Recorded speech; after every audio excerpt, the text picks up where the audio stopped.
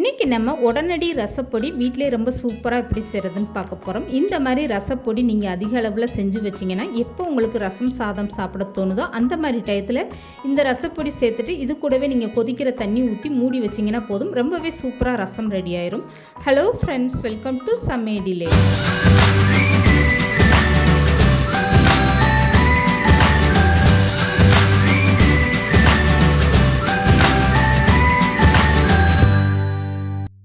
இப்போ இந்த ரசப்பொடி செய்கிறதுக்காக நல்ல ஒரு அகலமான பாத்திரம் எடுத்துக்கோங்க. அரை கப் அளவுக்கு துவரம் பருப்பு சேர்த்துக்கோங்க. பருப்பில் கல் தூசி எதுவுமே இல்லாத அளவுக்கு நல்லா க்ளீன் பண்ணிவிட்டு சேர்த்துக்கோங்க. இந்த பருப்போட அளவுன்னு பார்த்தீங்கன்னா 100 கிராம் அளவுக்கு துவரம் பருப்பு நான் சேர்த்துருக்கேன். இப்போ ஸ்டவ்வை மீடியமாக வச்சுட்டு இந்த பருப்பை லேசாக நல்லா வறுத்து விட்டுருங்க. பருப்பில் நல்ல ஒரு வாசனை வரணும், அந்த அளவுக்கு நீங்கள் வறுத்து விட்டிங்கன்னா போதும். இப்போ பருப்பு நல்லாவே வறுப்பட்டுருச்சு. இது கூடவே அரை கப் அளவுக்கு மல்லி விதைகள் சேர்த்துக்கோங்க. இதையும் சேர்த்துட்டு ஸ்டவ்வை நல்லாவே குறைச்சி வச்சுட்டு அதுக்கப்புறமா நீங்கள் நல்லா இந்த மாதிரி கலந்து கொடுங்க. லேசாக சூடானதுமே இது கூடவே அரை கப் அளவுக்கு ஜீரகம் சேர்த்துக்கோங்க. இப்போ இது கூடவே 1/4 கப்புக்கும் கொஞ்சம் கூடவே மிளகு சேர்த்துக்கோங்க. இது ரெண்டையுமே சேர்த்ததுக்கப்புறம் நீங்கள் ஸ்டவ்வை நல்லா கம்ப்ளீட்டாக குறைச்சி வச்சுட்டு இந்த மாதிரி வறுத்து விடுங்க.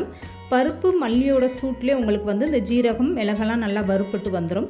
இந்த பருப்பு மட்டும் நல்லா வறுப்பட்டு வந்தால் போதும். அதுக்கப்புறம் சேர்க்கக்கூடிய மல்லி ஜீரகமெல்லாம் நீங்கள் அதிக அளவில் வறுக்க வேண்டாம், 2 நிமிஷம் மட்டும் வறுத்து விட்டிங்கன்னா போதும். இப்போ 50 கிராம் அளவுக்கு நான் காஞ்ச மிளகாய் காம்பை கிள்ளிட்டு சேர்த்துருக்கேன். இதையுமே சேர்த்துட்டு ஒரு 2 நிமிஷம் இந்த மாதிரி நல்லா வறுத்து விட்டுருங்க.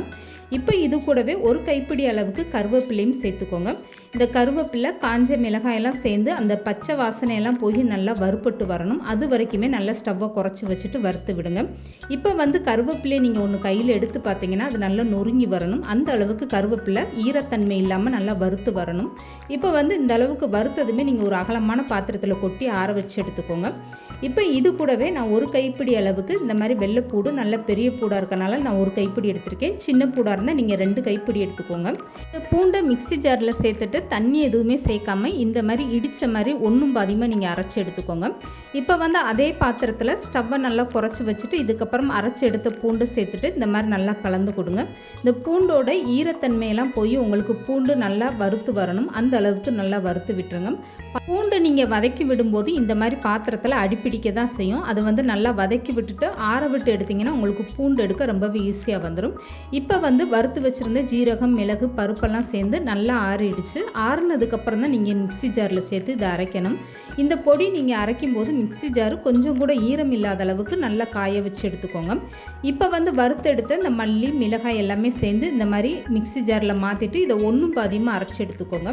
இப்போ பாருங்கள், நான் கையில் எடுத்து காட்டுறேன். இதை நீங்கள் வலுவலுன்னு அரைக்கக்கூடாது, அப்போ உங்களுக்கு ரசம் ரொம்ப கொலன்னு ஆகி போயிடும், குழம்பு மாதிரி. இந்த மாதிரி ஒன்றும் பாதியமாக இடித்த மாதிரி நீங்கள் அரைச்சி எடுத்துக்கோங்க. அப்போ தான் உங்களுக்கு ரசம் ரொம்பவே சூப்பராக இருக்கும். இப்போ அரைச்சி எடுத்த இந்த பொடியை நீங்கள் அப்படியே வேறு ஒரு பாத்திரத்தில் மாற்றி எடுத்துக்கோங்க. இது நல்லா ஆறட்டும். இப்போ இது கூடவே வதக்கி வச்சுருக்க பூண்டு அப்படியே சேர்த்துக்கோங்க. பூண்டு நல்லா ஆறணும். இப்போ இது ரெண்டையும் சேர்ந்து ஒரு டைம் நல்லா கலந்து கொடுத்துட்டு ரெண்டையுமே நல்லா ஆற வச்சுருங்க. இது ஆறுனதுக்கப்புறமா திரும்பவுமே மிக்ஸி ஜாரில் சேர்த்து அரைக்கணும். அதனால நல்லா இந்த சூடெல்லாம் போகிற வரைக்கும் ஆறட்டும். இப்போ அதே பாத்திரத்தில் 50 கிராம் அளவுக்கு புளி சேர்த்துக்கோங்க. அந்த புளியில் இருக்க நார் விதையெல்லாம் நீக்கிட்டு இந்த மாதிரி தனித்தனியாக பிரித்து எடுத்துகிட்டு இந்த பாத்திரத்தில் சேர்த்துக்கோங்க. இந்த புளியுமே லேசாக இந்த மாதிரி பாத்திரத்தில் சூடு பண்ணி எடுத்துக்கிறணும். இப்படி ஒவ்வொரு பொருளுமே நீங்கள் எண்ணெய் தண்ணின்னு எதுவுமே சேர்க்காமல் வறுத்து எடுக்கும்போது உங்களுக்கு ரசப்பொடி ரொம்ப நாள் அது யூஸ் பண்ணலாம். இப்போ இந்த புளியுமே நல்லா வறுத்து விட்டாச்சு. இதுக்கப்புறமா ஸ்டவ் ஆஃப் பண்ணிவிட்டு அரைச்சி வச்சுருக்க ரசப்பொடியோட இந்த புளியை சேர்த்துக்கோங்க. இதுக்கப்புறமா ரசத்துக்கு தேவையான அளவு உப்பும் சேர்த்துக்கோங்க. இந்த மாதிரி இதில் எல்லாமே நம்ம சேர்க்குறதுனால உங்களுக்கு ரசம் வைக்கிறது ரொம்பவே ஈஸியாக போயிடும். இப்போ இந்த புளியை சேர்த்துட்டு ஒரு டைம் நல்லா கலந்து கொடுத்தாச்சு. இப்போ 2 ஸ்பூன் அளவுக்கு இதில் நான் உப்பு சேர்த்துருக்கேன். இதுக்கப்புறமா நீங்கள் ரசம் வைக்கும்போது உங்களுக்கு தேவைக்கேற்ற மாதிரி நீங்கள் உப்பு சேர்த்துக்கோங்க. இப்போ இது கூடவே 2 ஸ்பூன் அளவுக்கு மஞ்சத்தூளும் சேர்த்துக்கோங்க. இதெல்லாமே சேர்த்ததுக்கப்புறமா இது கூடவே 2 ஸ்பூன் அளவுக்கு பெருங்காயத்தூளும் சேர்த்துக்கோங்க. இதெல்லாம் சேர்த்துட்டு இதுக்கப்புறம் நீங்கள் பாதியாக ஒரு மிக்ஸி ஜாரில் சேர்த்துட்டு ஒன்றும் பாதியமாக அரைச்சி எடுத்துக்கோங்க. ஃபஸ்ட்டு இந்த மாதிரி நல்லா கலந்து விட்டுக்கோங்க. நான் ஏற்கனவே சொன்ன மாதிரி இதை நீங்கள் நல்லா மாவாட்ட அரைக்கக்கூடாது, ஒன்றும் பாதியமாக அரைச்சி எடுத்திங்கன்னா போதும். இப்போ இதெல்லாம் நம்ம மிக்ஸ் பண்ணியிருக்கிறதுனால இதை ஒரு டைம் மட்டும் சுத்த விட்டு எடுத்திங்கன்னா போதும். இப்போ இதில் சேர்த்துருந்த பூண்டு பெருங்காயத்தூள் மஞ்சத்தூள் எல்லாமே சேர்ந்து நல்லா இந்த மாதிரி மிக்ஸ் ஆகி வந்துருச்சு பாருங்கள். இதுக்கப்புறம் இந்த பொடியை நான் எடுத்து காட்டுறேன் பாருங்கள். எந்த அளவுக்கு நல்லா உதிரியாக திரியாக ரொம்பவே சூப்பராக அரைச்சாச்சு பாருங்கள். இப்போ இந்த ரசப்பொடியை ஒரு அகலமான பாத்திரத்தில் கொட்டி நல்லா ஆற வச்சுருங்க. ஆறுனதுக்கப்புறம் தான் நீங்கள் டப்பாவில் எடுத்து ஸ்டோர் பண்ணணும். சூடோடு இருக்கும்போது நீங்கள் வைக்கக்கூடாது. இப்போ இந்த ரசப்பொடிக்கு ஒரு தாளிப்பு கொடுக்கணும். இதுக்காக ஒரு அகலமான பாத்திரம் வச்சுக்கோங்க. இதில் நீங்கள் எண்ணெய் எதுவுமே சேர்க்காமல் அப்படியே 3 ஸ்பூன் அளவுக்கு வெந்தயம் சேர்த்துக்கோங்க. வெந்தயம் சேர்த்துட்டு இந்த மாதிரி நல்லா வறுத்து விட்டுருங்க. வெந்தயத்தோட கலர் லேசாக மாறினதுமே இது கூடவே கடுகு உளுந்தம் பருப்பு சேர்த்துக்கோங்க.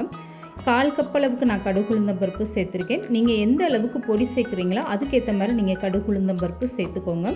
இப்போ கடுகும் சேர்த்துட்டு நல்லா பொரிஞ்சு வந்துருச்சு. இந்த ஸ்டேஜில் 1/4 கப் அளவுக்கு கருவேப்பிலை சேர்த்துக்கோங்க. கடுகு நல்லா பொரிஞ்சதுமே ஸ்டவ்வை நல்லா கம்ப்ளீட்டாக குறைச்சி வச்சுட்டு கருவேப்பிலை சேர்த்துட்டு இந்த மாதிரி வதக்கி விட்டுருங்க. இப்போ இது கூடவே 10 மிளகாய் வத்தல் நான் பொடிசாக கிள்ளிட்டு சேர்த்துருக்கேன். இதையுமே சேர்த்துட்டு இந்த மாதிரி நல்லா வறுத்து விட்டுருங்க. கருவேப்பிலையில் இருக்க ஈரமெல்லாம் போகணும். அந்த அளவுக்கு நல்லா வறுத்து விட்டிங்கன்னா போதும். இந்த மாதிரி நல்லா வறுத்ததுமே நீங்கள் அப்படியே ரசப்பொடியில் இதை சேர்த்துருங்க. இதில் கொஞ்சம் கூட நீங்கள் எண்ணெயே சேர்க்கக்கூடாது. ஒரு கருவேப்பிலை எடுத்து இந்த மாதிரி உடச்சி பார்த்தீங்கன்னா உங்களுக்கு நல்லா உடஞ்சி வரணும். இப்போ இந்த தாளிப்பை இந்த பொடியோடு சேர்த்தாச்சு. இதுக்கப்புறமா ஒரு ஸ்பூன் வச்சு நல்லா கலந்து கொடுத்துருங்க. அவ்வளோதாங்க, ரொம்பவே சூப்பரான ரசப்பொடி ரெடி ஆயிடுச்சு பாருங்கள். இதை நீங்கள் நல்லா ஒரு 1/2 மணி நேரம் நல்லா ஆற வச்சுட்டு அதுக்கப்புறம் ஒரு ஈரம் இல்லாத டப்பாவில் ஸ்டோர் பண்ணி வச்சுக்கோங்க. இந்த ரசப்பொடி நல்லா ஆறுனதுமே உடனே டப்பாவில் போட்டு எடுத்து வச்சுருங்க. ரொம்ப நேரம் திறந்து வச்சிங்கன்னா இந்த ரசப்பொடியோட வாசனையெல்லாம் போயிடும். இந்த மாதிரி நீங்கள் அதிக அளவில் ரசப்பொடி செஞ்சு வச்சிங்கன்னா வெளியூரில் போய் தங்கி வேலை பார்க்குறவங்க படிக்கிறவங்களுக்கெல்லாம் ரொம்ப யூஸ்ஃபுல்லாக இருக்கும். நம்ம வீட்டிலையுமே உடனே ரசம் வைக்கணும்னா இந்த மாதிரி பொடி இருந்ததுன்னா உங்களுக்கு ரொம்பவே ஈஸியாக வேலை முடிஞ்சிடும். இப்போ இந்த ரசப்பொடியை பயன்படுத்தி எப்படி ரசம் ரொம்ப ஈஸியாக வைக்கிறதுன்னு பார்க்கலாம் வாங்க. இப்போ இந்த ரசம் வைக்கிறதுக்காக நான் ஒரு பாத்திரம் எடுத்திருக்கேன். இதில் கொஞ்சமாக கொத்தமல்லி இந்த மாதிரி நல்லா கிள்ளி போட்டுக்கோங்க. ஒன்றும் பாதியமாக நல்லா கிள்ளி போட்டுக்கோங்க. ஃப்ரெஷ்ஷான கொத்தமல்லினா உங்களுக்கு ரசத்துக்கு நல்ல வாசனையாக இருக்கும். இப்போ இது கூடவே 2 தக்காளி நல்லா பழுத்த தக்காளியை எடுத்துகிட்டு சேர்த்துக்கோங்க. இப்போ இந்த தக்காளியை இந்த மாதிரி நீங்கள் கை வச்சு நல்லா மசிச்சு விட்டுருங்க. தக்காளி கொத்தமல்லியெல்லாம் சேர்த்து இப்படி மசிச்சு விட்டாலும் சரி, அப்படி இல்லைன்னா மிக்ஸி ஜாரில் சேர்த்து ஒன்றும் பாதியமாக நீங்கள் அரைச்சிட்டு கூட சேர்த்துக்கலாம். இது எல்லாமே நல்லா மசிச்சு விட்டதுக்கப்புறமா இது கூடவே இப்போ அரைச்சி வச்சுருக்க ரசப்பொடியிலேருந்து சேர்த்துக்கோங்க. இப்போ நான் 2 பேருக்கான ரசம் தயார் பண்ணுறேன். நீங்கள் உங்கள் தேவைக்கு ஏற்ற மாதிரி நீங்கள் ரசப்பொடி அதிகமாக பயன்படுத்தி செஞ்சுக்கலாம். இப்போ இதில் 3 ஸ்பூன் அளவுக்கு நான் ரசப்பொடி சேர்த்துட்டு நல்லா தண்ணியை கொதிக்க வச்சுட்டு அந்த தண்ணியை சேர்த்துருக்கேன். இப்போ ஒரு டைம் கலந்து கொடுத்துட்டு நீங்கள் உப்பு உரப்பு உங்கள் டேஸ்ட்டுக்கு ஏற்ற மாதிரி பார்த்துக்கோங்க. உப்பு பத்தலைன்னா நீங்கள் எக்ஸ்ட்ரா கொஞ்சம் உப்பு சேர்த்துக்கோங்க. இப்போ இந்த மாதிரி நல்லா கலந்து விட்டுட்டு அப்படியே மூடி போட்டு ஒரு 10 நிமிஷம் நீங்கள் அப்படியே ஃப்ரீயாக விட்டுருங்க. அவ்வளோதாங்க, ரொம்பவே சூப்பரான மணக்க அருமையான டேஸ்ட்டில் ரசம் ரெடி ஆகிடுச்சு பாருங்கள். இப்போ நான் 10 நிமிஷத்துக்கு அப்புறம் ஓப்பன் பண்ணி காட்டுறேன் பாருங்கள்.